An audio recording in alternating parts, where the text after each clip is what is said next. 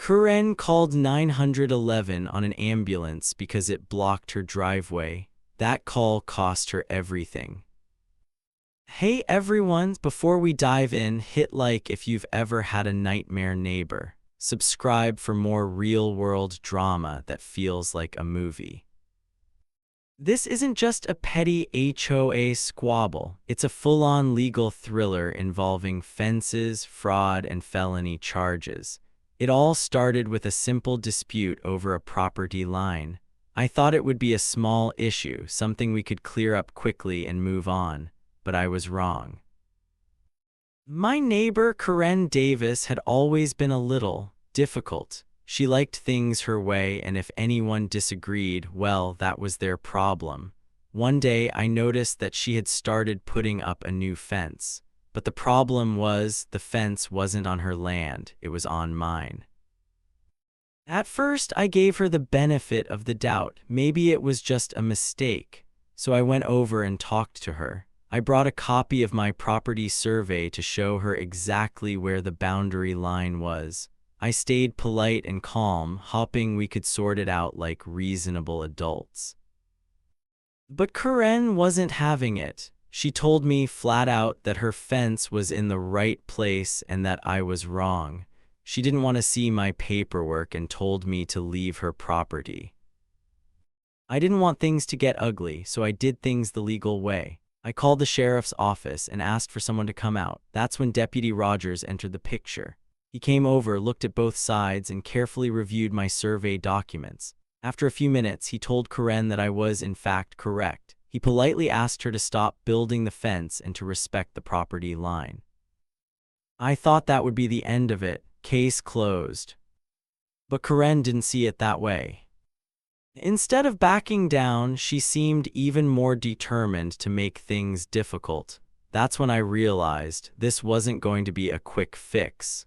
Karen had no intention of letting it go.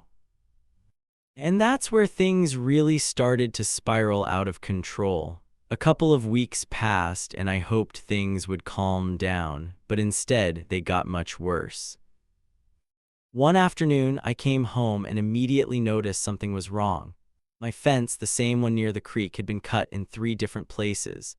Deep tire tracks ran through the mud right up to the edge of my property. My heart sank, but the worst part, one of my beehives had been completely destroyed. Frames were scattered everywhere, and honey was dripping all over the ground like someone had smashed it on purpose. As I was inspecting the damage, my dog, Pixel, let out a sharp yelp. I ran over to find him limping. When I checked his paw, I found a nail sticking out of a wooden board hidden right near the fence line. Someone had left a nail board there, probably to hurt anyone or anything that crossed the area. I rushed Pixel to the vet. Thankfully, it wasn't serious, but the vet warned me to keep a close eye for infection. That was my breaking point. I realized I couldn't just sit back and hope things would stop. I had to protect my property and my peace of mind.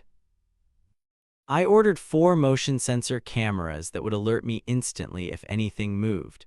I also hired a licensed surveyor named Nora Beltran. She was sharp, no nonsense, and got right to work marking every single corner of my property. She installed bright fluorescent stakes and posted laminated signs everywhere, warning about the legal penalties for messing with survey markers. A few days later, the cameras proved their worth. At exactly 1:13 a.m., my phone buzzed with an alert. I checked the live feed, and there they were, 2 people in hoodies creeping around the edge of my property. They were yanking out the survey stakes and tossing them into the creek. One of them was carrying a pair of bolt cutters. For a split second, the moonlight hit their faces. Even though the image wasn't perfect, I recognized them immediately: Chandler, a local troublemaker, and Karen herself. The next morning, I called Deputy Rogers and showed him the footage. He shook his head and muttered, well, looks like we've got them this time. He knew Chandler from previous run-ins, and now he had solid proof. Rogers moved fast. He got a warrant for both Karen and Chandler, criminal mischief and trespassing. Early the next morning, he and two other deputies showed up at Chandler's house. Bodycam footage later showed Chandler standing there in pajama pants, rubbing his eyes and swearing he'd been asleep all night. That didn't last long. Rogers held up a printout of the camera footage, clear as day, showing Chandler mid-swing with the bolt cutters. Chandler went silent. Karen didn't do much better. When they checked her garage, they found the stolen survey stakes, Nora's laminated signs, and a half-empty can of spray paint, the same color that had been used to deface my no trespassing signs earlier that week. Karen tried to claim Chandler had stored his tools there without her knowing, but Rogers wasn't buying it. She was caught, plain and simple. Both of them were arrested on the spot and taken to county jail. It was the first real win in this whole nightmare, but deep down I knew the fight wasn't over yet. While Chandler sat in jail, things started to take an unexpected turn. I thought the arrests would be the end of it, but it turned out to be just the beginning of something much bigger. My lawyer, Elliot, decided to dig deeper. He filed a subpoena for the HOA's financial records, especially focusing on the $3,500 that Karen had used to install that illegal gate across my property. We wanted to know exactly where that money came from. When the records arrived, we were shocked. The check used to pay for the gate was signed by none other than Chandler. And it wasn't from his personal account, it was from the HOA's reserve fund. That raised a huge red flag. Elliot and I went through the records line by line and uncovered something even worse. Chandler had written multiple checks over the past year, all labeled as grounds improvements, but when we checked the actual HOA meeting minutes, none of these projects had ever happened. In total, Chandler had siphoned off nearly $47,000 from the HOA's funds. This wasn't just a neighbor dispute anymore. This was full-on embezzlement. We brought the findings to the HOA board. Most of the members were shocked and horrified. Some had suspected small irregularities but had never imagined it was this bad. They held an emergency meeting and voted unanimously to press charges against Chandler for fraud and theft. Detective Miriam Page from the county's white-collar crime unit took over the case. She was sharp, organized, and relentless. Her team seized Chandler's home computer and started digging through his files. What they found made everything crystal clear: fake receipts, forged signatures, fake meeting minutes. He even had a digital template for the neon green approval stamps that the HOA used to mark official documents. But that wasn't the end of the surprises. During the investigation, Detective Page also discovered that some of the stolen funds had been quietly funneled into Karen's personal bank account. The payments were labeled as consulting fees, but there was no record of any actual consulting work. It was clear Karen was more involved than she had let on. Karen knew things were getting serious because she lawyered up fast. She hired a defense attorney named James Hall, who charged $600 an hour and refused to answer any questions without a formal deposition. Karen stopped talking to everyone, including her own friends in the neighborhood. Chandler, on the other hand, was in deep trouble. Not only was he facing new felony charges for the embezzlement, but his probation officer also flagged him for violating the terms of his earlier sentence. Chandler had been on probation for a check-kiting scheme back in 2021, and now he was looking at real prison time. Facing the pressure, Chandler started to crack. He knew his situation was bad and he didn't want to face it alone. He agreed to testify against Karen in exchange for a reduced sentence. It was both shocking and satisfying to see the full picture come together. What had started as a simple property line dispute had exposed a web of fraud, lies, and illegal deals. Karen, who had tried so hard to control her neighbors and push her weight around, was now at the center of a major criminal case. And for the first time since all of this started, I finally felt a little bit of relief. The truth was coming out, and the people who had caused so much trouble were finally facing real consequences. After months of back and forth in the legal system, things finally started to move forward. Chandler was the first to face judgment. He pled guilty to violating his probation, which triggered an automatic 18-month prison sentence for his old check-kiting conviction. But that wasn't all. He was also facing fresh felony charges for the embezzlement and fraud tied to the HOA scandal. The district attorney offered him a deal: testify truthfully against Karen, and they would recommend a 4-year sentence with parole eligibility after 2. Chandler didn't hesitate. He took the deal and agreed to cooperate fully. When the trial finally came, Chandler told everything. He laid out exactly how Karen had pulled him into her plan. She had promised him a slice of my land once the HOA annexed it, and in return, Chandler had handled all the paperwork and the dirty work, like cutting the fence and yanking out the survey stakes. It was a full conspiracy, and now it was all out in the open. The courtroom was packed on the day Karen took the stand. The prosecution played my security footage showing her and Chandler in the act, loading metal rebar into her SUV at almost 1 a.m. The timestamps matched perfectly with the night my stakes disappeared. It didn't take long for the jury to reach a verdict: guilty on all counts: felony conspiracy, theft, criminal mischief, and misdemeanor trespass. The judge was firm during sentencing. Karen's bond was immediately revoked, and she was sentenced to 18 months in prison. On top of that, she was ordered to pay $32,000 in restitution to me and another $46,900 back to the HOA. The judge also issued a no-contact order that would remain in place for 5 years after her release. As the sentencing wrapped up, I caught Karen's eye for just a second. I gave her a polite little wave, not out of spite, but because it felt like the final chapter was closing. After everything that had happened, there was nothing left to say. Walking out of the courtroom that day, I felt lighter than I had in months. The long nightmare was finally over, and justice had been served. With Karen and Chandler both behind bars, life finally started to settle down. The HOA, now under completely new leadership, took real steps to make things right.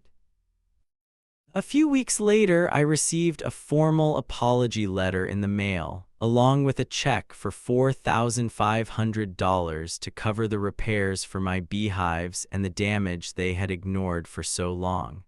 The money came straight from Chandler's frozen accounts. With the land dispute finally behind me, I felt like I could breathe again. I decided to put the whole mess to good use. On the very spot where Karen had tried to claim my land, I started building a greenhouse. It felt symbolic, turning something that had been the source of so much conflict into a place of growth and peace. Soon, the smell of fresh soil and tiny green sprouts filled the air.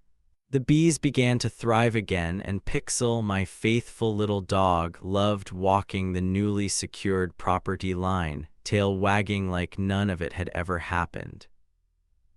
But even as things returned to normal, I couldn't shake the feeling that the story might not be completely over. There was always a chance that something or someone could try to stir things up again. For now, though, I focused on the good. My land was safe, my animals were happy, and I finally had peace. Just when I thought everything was finally behind me, a new twist showed up in my mailbox. I received a letter from someone named Elaine Castor claiming to be Karen's heir and next of kin. She insisted that Karen had granted her a private right-of-way across my property, and she expected me to honor it immediately. It felt like déjà vu, another attempt to grab what wasn't theirs. But this time I was ready.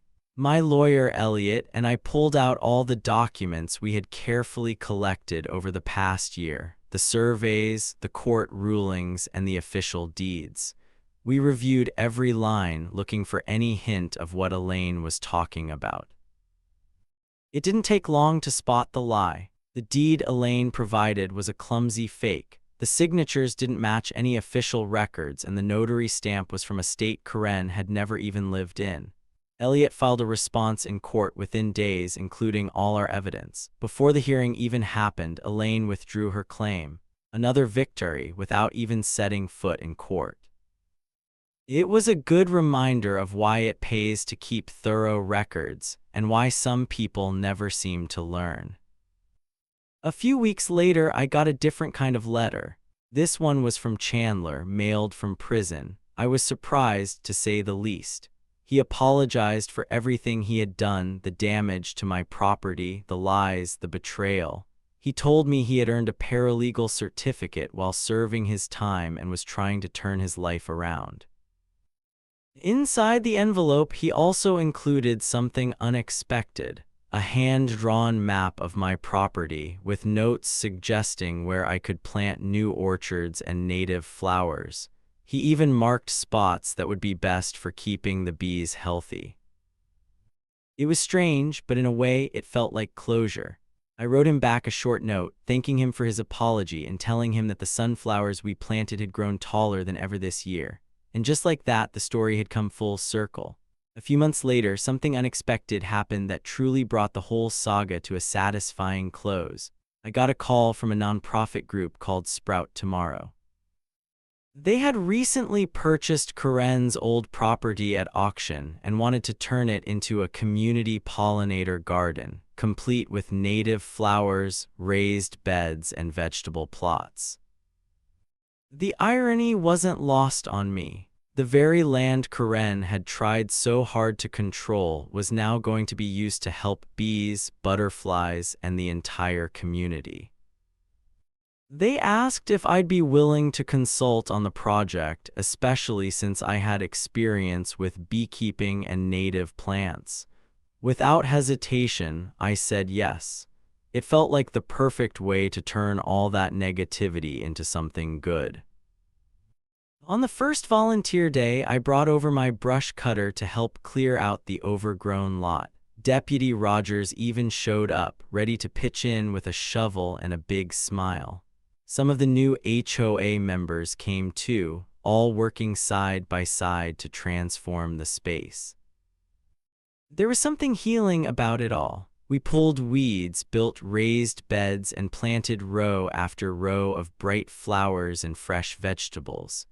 Laughter and chatter filled the air, and for the first time in a long while, it felt like true community spirit was alive and well.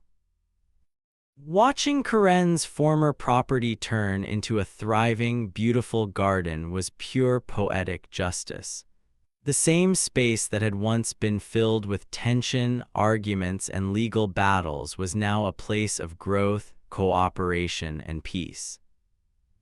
By the end of the day, we stood back to admire what we had accomplished. The soil was freshly tilled, seedlings were already peeking through, and a brand new sign read, "Community Pollinator Garden, all are welcome." It was the best ending I could have imagined. By October, Sprout Tomorrow hosted a harvest dinner right on Karen's former lawn. Long wooden tables were set up beneath string lights, and volunteers brought dishes made with produce grown in the garden: roasted butternut squash, garlic honey carrots, heirloom tomato bruschetta. I brought a jar of fresh honey from my bees. Neighbors gathered, laughing and sharing stories over warm food. Someone gave a little speech, and to my surprise, they even gave me a nod for helping make it all happen. I just smiled and shook my head. The real reward was seeing something beautiful grow from the mess that had once consumed our neighborhood. A few weeks later, I finally finished installing the new barn on my land. It was built with reclaimed wood from Karen's old structure. Wood that once marked division now stood for something useful, solid, and new. Fully permitted, fully mine. Pixel ran across the open field, ears flopping, nose in the wind. He'd been through a lot too, and I think he felt the peace as much as I did. The fence was whole, the bees were thriving, and for the first time in a long while the land felt calm, settled. Maybe the past would never fully disappear, but it no longer weighed me down. We had moved on, and that was enough. Thanks so much for sticking around till the end of this story. I really appreciate you taking the time to watch.